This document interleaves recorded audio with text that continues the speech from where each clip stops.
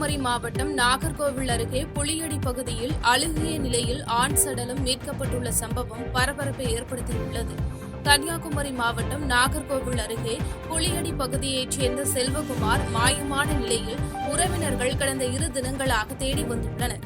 இந்த நிலையில் தென்னந்தோப்பில் அழுகிய நிலையில் செல்வகுமார் கிடப்பதை கண்ட உறவினர்கள் அதிர்ச்சியடைந்து போலீசாருக்கு தகவல் தெரிவித்தனர்.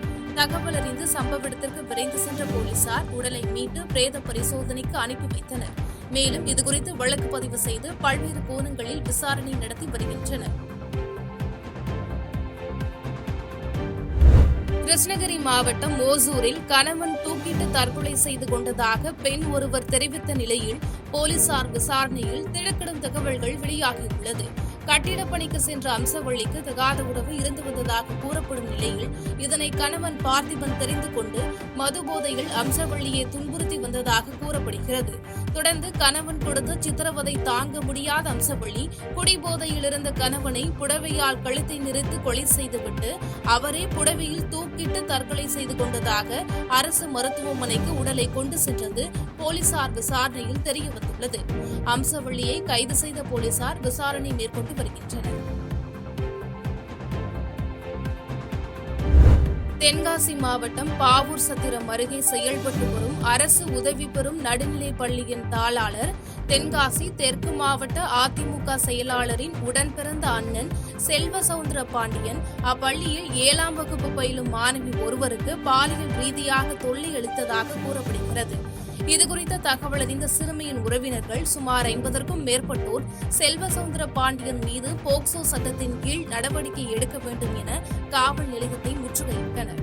தொடர்ந்து போலீசார் விசாரணை நடத்தி பள்ளியின் தாளாளரை போக்சோ சட்டத்தின் கீழ் கைது செய்து சிறையில் அடைத்தனர். காஞ்சிபுரம் மாவட்டத்தில் 2,96,00,000 மதிப்பிலான நலத்திட்ட உதவிகளை அமைச்சர் காந்தி வழங்கினார்.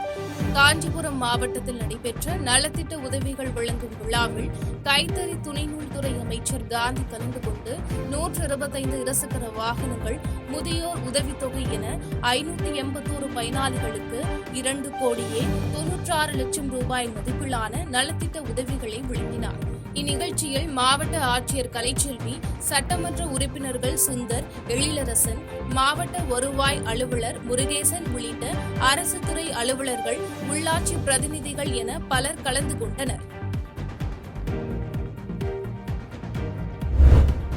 தேனி மாவட்டத்தில் போலி ஆவணம் மூலம் வீட்டை அபகரிக்க நில அளவையாளரை அழைத்துக் கொண்டு வந்ததால் மண்ணெண்ணெய் மற்றும் என்ஜின் ஆயில் ஊற்றி தற்கொலைக்க முயன்ற நபரால் பரபரப்பு ஏற்பட்டது. தேனி அருகே ஆதிப்பட்டி கிராமத்தைச் சேர்ந்த நிர்மல் செல்வம் என்பவர் தனது உயிரிழந்த பெரியப்பா பெயரில் உள்ள வீட்டு மனையை விருதுநகர் மாவட்டத்தைச் சேர்ந்த பாக்கியலட்சுமியின் மகன்கள் தங்களுக்கு சொந்தமானது என தெரிவித்து வந்ததாக கூறப்படுகிறது. இந்த நிலையில் பாக்கியலட்சுமி மகன்களின் ஆதரவாளர்கள் அடியாட்களை வைத்து மிரட்டல் விடுத்து முறைகேடாக வீட்டினை அபகரிக்கும் நோக்கோடு நில அளவையாளரை அழைத்துக் கொண்டு வீட்டினை அளவிடும் செய்யும் பணிகள் ஈடுபட தொடங்கியதால் ஆத்திரமடைந்த நிர்மல் செல்வன் இதற்கு எதிர்ப்பு தெரிவித்து மண்ணெண்ணெய் மற்றும் என்ஜின் ஆயிலை தலையில் ஊற்றி தற்கொலைக்கு முயன்றுள்ளார். இதனையடுத்து போலீசார் அவரை தடுத்து நிறுத்தி மருத்துவமனைக்கு அழைத்து சென்றனர். இடத்த டாக்குமெண்ட் முடிச்சதுல அவங்க போலியா சில ஆவணங்களை காமிச்சு தவறுதலான முறையில் அவங்க அதிகார துஷ்பிரயோகம் பண்ணி பத்திரத்தை பதிஞ்சிருக்காங்க. இது சம்பந்தமாக இருக்கிற தவறுகள்லாம் நாங்கள் சுட்டி காட்டி பத்திர ஆஃபீஸு, ஆர்டிஓ, இப்படி எல்லா டிபார்ட்மெண்ட்லேயும் நாங்கள் லெட்டர் கொடுத்துருக்கோம். இந்த மனுவுக்கு பதில் வர்றதுக்கு கால அவகாசம் இருக்குது. அதுக்குள்ளே இவங்க அவசரமாக போலியாக சில ஆவணங்களை மறைச்சி உண்மைத்தன்மை இல்லாமல் பத்திரங்களை அவசரமாக விடுமுறை நாள்னு கூட பார்க்காம அதுக்கு கூடுதலாக கட்டணம் செலுத்தி உடனே பதிஞ்சிருக்காங்க. பத்திரம் பதிஞ்சது இல்லாமல் அவங்க மூலியமாக வர்ற சர்வேயர் மறுநாள் காலையில் 7 மணிக்கே அவர் வெள்ளனா வந்துட்டார். இந்த பத்திரத்தை உடனே இடத்த அளந்து கொடுக்கணும்னு சொல்லி ரொம்ப ஃபோர்ஸ் பண்ணார். நாங்கள் எங்கள் சைடு கேஸ் போட்டிருக்கோம். இந்த உயில் சம்மந்தம் எங்கிட்ட ஒரு உயில் இருக்குது, அது சம்மந்தமாக கேஸ் போட்டிருக்கோம். அதுக்கு கால அவகாசம் வேணும். அந்த டயத்துக்குள்ளே இது என்னென்னு பார்த்துக்கிட்டு அதுக்கப்புறம் நீங்கள் என்ன பண்ணுறீங்களோ பண்ணிக்கோங்க. நாங்கள் அமைதியாக தான் பேசணும். ஆனால் அவங்க அடையாளம் தெரியாத ஆளுகளை கூப்பிட்டு வந்துக்கிட்டு இப்போவே நாங்கள் எடுத்தே ஆகணும்னு மிரட்டுற தோணியில் பேசி வீட்டை விட்டு வெளியே வாங்க செய்யுங்க, கதவை போட்டணும்னு சொல்லி ரொம்ப பிரச்சனை பண்ணாங்க. விதிகளை தளர்த்தி 16,94,000 பேருக்கு கூடுதலாக மகளிர் உரிமைத் தொகை வழங்கப்பட்டதாக முதலமைச்சர் மு.க. ஸ்டாலின் பெருமிதம் கொண்டார். விழுப்புரம் மாவட்டத்தில் சுற்றுப்பயணம் மேற்கொண்டுள்ள முதலமைச்சர் மு.க.ஸ்டாலின் ரூபாய் 254.29 கோடி மதிப்பிலான 29 திட்டங்களுக்கு அடிக்கல் நாட்டினார். இதைத் தொடர்ந்து இளைஞர்களின் கனவுகளை பதிவு செய்யும் என் கனவு என் எதிர்காலம் என்ற திட்டத்தை அவர் தொடங்கி வைத்தார். ரூபாய் 390 கோடியின் முடிவுற்ற திட்டப்பணிகளையும் திறந்து வைத்து உரையாற்றிய முதலமைச்சர் தேர்தல் வாக்குறுதியில் சொல்லாத பல திட்டங்களை அறிவித்து நிறைவேற்றி வருவதாக கூறினார். பல தடைகளை தாண்டி உங்களுடன் ஸ்டாலின் திட்டம் இன்று வெற்றி பெற்றுள்ளதாக குறிப்பிட்ட முதலமைச்சர் முதல்வரின் முகவரி திட்டத்தின் வாயிலாக 1.49 கோடி மனுக்களுக்கு தீர்வு கண்டுள்ளதாகவும் குறிப்பிட்டார். மேலும் விதிகளை தளர்த்தி 16,94,000 பேருக்கு கூடுதலாக மகளிர் உரிமைத் தொகை வழங்கப்பட்டதாகவும் கூறினார். இப்படி பெறப்பட்ட 38,50,000 மனுக்கள்ல இதுவரைக்கும் 38,44,000 மனுக்களுக்கு இறுதி செஞ்சிருக்கிறோம்.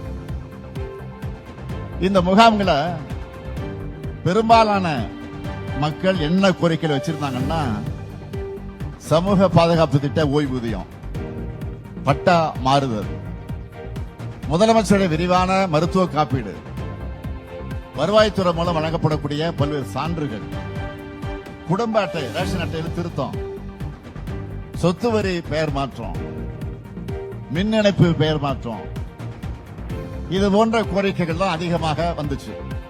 இதெல்லாம் சின்ன சின்ன கோரிக்கைகள் தான். ஆனா இதை நிறைவேற்றுறதுல பல நடைமுறைகள் சிக்கல்கள் இருந்திருக்கும். அதையெல்லாம் களையணும். அரசு என்பது மக்களுக்கானது. தமிழக சட்டமன்ற தேர்தலை முன்னிட்டு மாணவர்களின் கல்விக்கடன் ரத்து மற்றும் ஆண்டுக்கு 3 இலவச சிலிண்டர்கள் உள்ளிட்ட முக்கிய வாக்குறுதிகளை அதிமுக பொதுச் செயலாளர் எடப்பாடி பழனிசாமி அறிவித்துள்ளார். சென்னையில் நடைபெற்ற அதிமுக மாவட்ட செயலாளர்கள் கூட்டத்திற்கு பிறகு அக்கட்சியின் பொதுச் செயலாளர் எடப்பாடி பழனிசாமி 2ஆம் கட்ட தேர்தல் வாக்குறுதிகளை வெளியிட்டார். அதில் மாணவர்களின் வங்கி கல்விக்கடன் மற்றும் மகளிர் சுய உதவிக்குழு கடன்கள் முற்றிலும் தள்ளுபடி செய்யப்படும் என்று அறிவித்துள்ளார். மேலும் முதியோர் உதவித்தொகை ரூபாய் 2,000 உயர்வு, ஆண்டுக்கு 3 இலவச சமையல் எரிவாயு சிலிண்டர்கள் மற்றும் சிறுபான்மையினருக்கு தொழில் தொடங்க வட்டியில்லா கடன் போன்ற திட்டங்களையும் அறிவித்துள்ளார். மேலும் ஜல்லிக்கட்டு போட்டியில் உயிரிழக்கும் வீரர்களின் குடும்பங்களுக்கு ரூபாய் 10 லட்சம் நிதியுதவி வழங்கப்படும் என்பதும் இந்த வாக்குறுதிகளில் முக்கிய அம்சமாக இடம்பெற்றுள்ளது. மானியமாக 5 லட்சம் ரூபாய் வழங்கப்படும். ஜல்லிக்கட்டு போட்டி நடத்துவதற்கு தற்போது கடைபிடிக்கப்பட்டு வருகின்ற ஆன்லைன் முறை ரத்து செய்யப்படும். ஏற்கனவே இருந்த பழைய நடைமுறையை மேனுவல் மீண்டும் பின்பற்றப்படும். அறிவிப்பு 5. சிறுபான்மை வகுப்பைச் சேர்ந்த மகளிர் சுயதொழில் தொடங்குவதற்கு பட்டியலா கடன் மற்றும் மாற்றுத்திறனாளி கூட்டுறவு வங்கிகள் வாங்கிய கடன் தள்ளுபடி. இஸ்லாமிய, கிறிஸ்துவ மற்றும் ஏனைய சிறுபான்மை வகுப்பைச் சேர்ந்த மகளிர் சுய தொழில் தொடங்குவதற்கு வட்டியில்லா கடன் வழங்கப்படும். மாற்றுத்திறனாளிகள் கூட்டுறவு வங்கியில் வாங்கிய கடன் தள்ளுபடி செய்யப்படும். சமூக நீதிக்கு இழிவு ஏற்படுத்தும் எந்த செயலும் நெல்லையப்பர் கோவிலில் நடக்கவில்லை என்று நெல்லையப்பர் கோயிலில் நரிக்குறவர் சிறுவர்களுக்கு உணவு வழங்கப்படவில்லை என்று குற்றச்சாட்டு எழுந்த நிலையில் மேயர் விளக்கம் அளித்துள்ளார்.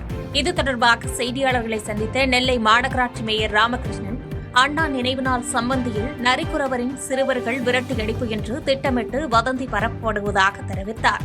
மேலும் நெல்லையப்பர் கோவிலில் சமபந்தி விருந்தில் சுமார் 900 பேருக்கு உணவு வழங்கப்பட்டதாகவும் அதனை தானே நேரில் ஆய்வு செய்ததாகவும் கூறினார். மேலும் இந்த நிகழ்வில் சமூக நீதி கடைபிடிக்கப்பட்டு அனைவருக்கும் சமமான உணவு வழங்கப்பட்டதாக கூறிய மேயர், வதந்தி பரப்பும் நபர் உணவு தீர்ந்த பின்னர் குழந்தைகளை அழைத்து வந்ததாக குறிப்பிட்டார். மேலும் அப்போது முறையாக கோவில் ஊழியர் அவரிடம் உணவு இல்லை என்பதை எடுத்துரைத்ததாகவும் அரசியல் தூண்டுதலின் பேரில் குறிப்பிட்ட நபர் வேண்டுமென்றே வதந்தி பரப்பி வருவதாக குற்றம் சாட்டினார். தேர் பக்கத்துல இருந்த குழந்தையை அப்படி கூட்டிட்டு வந்து சாப்பாடுக்கு கூட்டிட்டு வந்தோன்னு ஒரு நபர் யாரு தூண்டுதல் பேருன்னு எங்களுக்கு நன்றாக தெரியும்.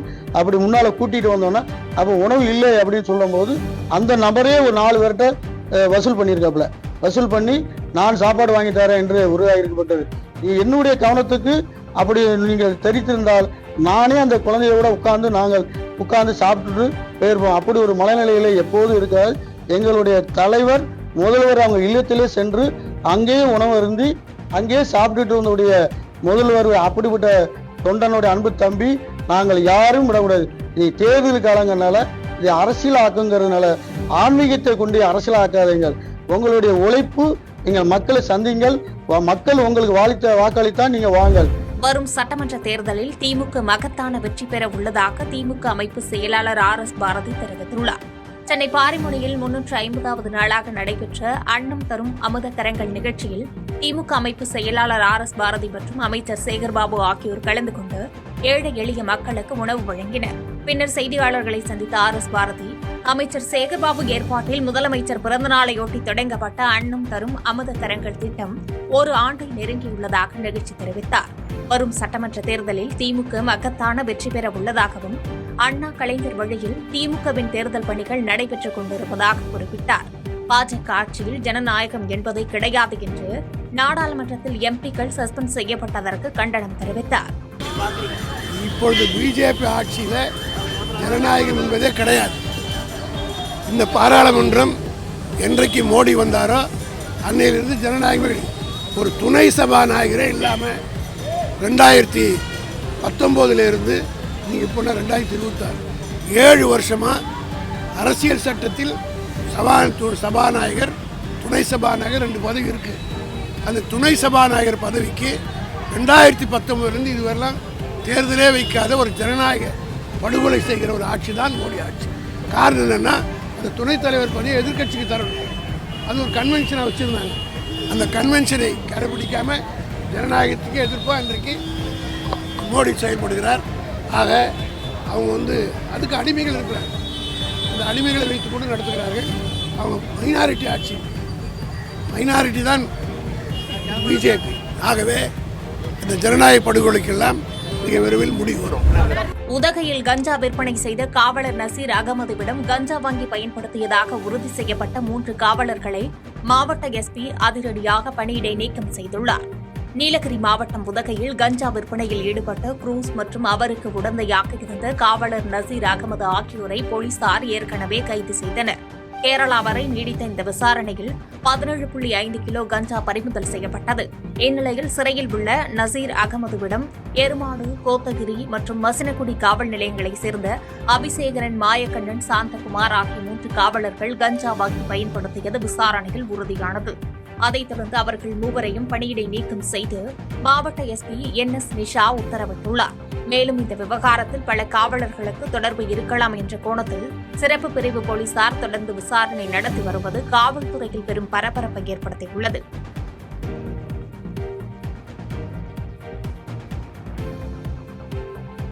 கள்ளக்குறிச்சியில் தரமற்ற சாலை பணிக்கு அதிகாரிகளை முற்றுகையிட்டு கிராம மக்கள் போராட்டம் நடத்தினர். கள்ளக்குறிச்சி மாவட்டம் உளுந்தூர்பேட்டை அருகே ரகுநாதபுரம் கிராமத்தில் பல ஆண்டுகளாக பழுதடைந்து கிடந்த சாலையை சீரமைக்க கோரி மக்கள் விடுத்த கோரிக்கையை ஏற்று இன்று சாலை பணிகள் தொடங்கின.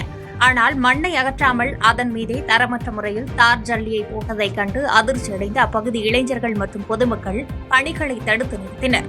தொடர்ந்து அதிகாரிகளை முற்றுகையிட்டு வாக்குவாதத்தில் ஈடுபட்ட மக்கள் தங்களுக்கு தரமான சாலை அமைத்து தர வேண்டும் என்று மாவட்ட நிர்வாகத்திற்கு கோரிக்கை வைத்தனர். பெரியபாளையத்தில் திமுக பொதுக்கூட்ட மேடையால் கடும் போக்குவரத்து நெரிசலில் ஆம்புலன்ஸ் ஒன்று சிக்கியதால் பரபரப்பு நிலவியது. திருவள்ளூர் மாவட்டம் பெரியபாளையத்தில் திமுக சார்பில் தமிழ்நாடு தலைகுனியாது என்ற தலைப்பில் நடைபெறவுள்ள விழாவிற்காக சாலையின் ஒரு பகுதியை ஆக்கிரமித்து பிரம்மாண்ட மேடை அமைக்கப்பட்டுள்ளது. இதனால் சென்னை திருப்பதி சாலையில் இன்று காலை முதல் கடும் போக்குவரத்து நெரிசல் ஏற்பட்டது.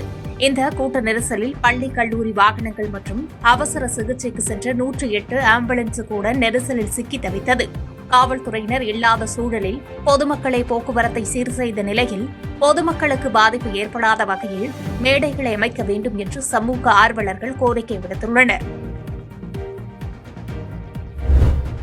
கீழ்பெண்ணாத்தூரில் மின்கம்பத்துடன் சேர்த்து ஆபத்தான முறையில் கான்கிரீட் தளம் அமைக்கப்பட்டுள்ளது பொதுமக்களிடையே பெரும் அதிர்ச்சியை ஏற்படுத்தியுள்ளது. திருவண்ணாமலை மாவட்டம் கீழ்பெண்ணாத்தூர் காவல் நிலையம் அருகே பேரூராட்சி சார்பில் கட்டப்பட்டு வரும் புதிய வணிக வளாக கடைகளில் மின்கம்பத்தை அகற்றாமல் அதோடு சேர்த்தே கான்கிரீட் தளம் அமைக்கப்பட்டுள்ளது. மின்வாரிய விதிமுறைகளை மீறி பொதுமக்களின் உயிருக்கு அச்சுறுத்தல் ஏற்படுத்தும் வகையில் அமைந்துள்ள இந்த கட்டுமானத்தை கண்டு சமூக ஆர்வலர்கள் கடும் அதிருப்தி அடைந்துள்ளனர். மின்கசிவு ஏற்பட்டால் பெரும் விபத்து நிகழ வாய்ப்புள்ளதால் உடனடியாக அந்த மின்கம்பத்தை அகற்றவும், இதற்கு காரணமான அதிகாரிகள் மீது நடவடிக்கை எடுக்கவும் பொதுமக்கள் கோரிக்கை வைத்துள்ளனர். செய்திகளை உடனுக்குடன் தெரிந்து கொள்ள கீழ்க்கண்ட கேபிள் மற்றும் DTH நெட்வொர்க்குகளில் எம் நாடு செய்தி தொலைக்காட்சியை காணுங்கள். பாதகம் செய்பவரை கண்டால் நாம் பயம் கொள்ளலாகாது பாப்பா. மோதி மிதித்து விடு பாப்பா, அவர் முகத்தில் உமிழ்ந்து விடு பாப்பா. அண்மை செய்திகளை உடனுக்குடன் தெரிந்து கொள்ள இணைந்திருங்கள் எம் நாடு தொலைக்காட்சியுடன்.